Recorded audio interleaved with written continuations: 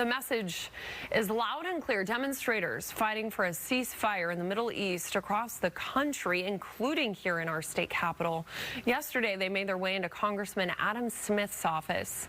Just last month, the congressman's home in Bellevue was vandalized as activists similarly called for a ceasefire in the ongoing Israel-Hamas war.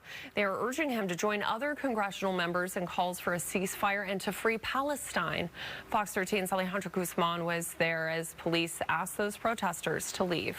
Free Palestine! Free Palestine! The cold and rainy day didn't stop demonstrators from having their demands heard.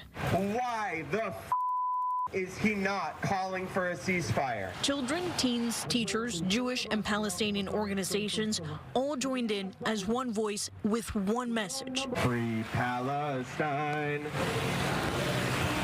As the Democratic Socialist of America rallying outside Congressman Adam Smith's office in Renton.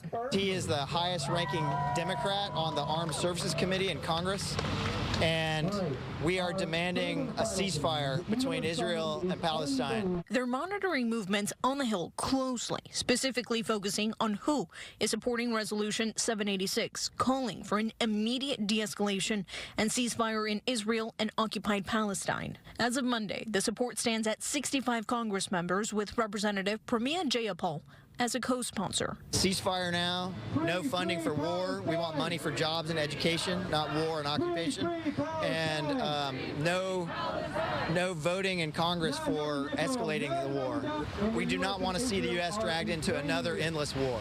As an Egyptian American, this issue hits close to home for Rami Khalil. I have family that live in that region of the world, and it's super messed up, you know? Like, there's a lot of poverty, a lot of oppression. The activist tried meeting with the congressman, who is currently in town, but were sat down with his staff instead. I think it's ridiculous. Through the afternoon, 5 demonstrators were put into cruisers and temporarily detained and eventually released as activists were ordered to disperse.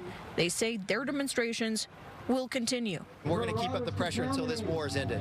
Alejandro Guzman, Fox 13 News.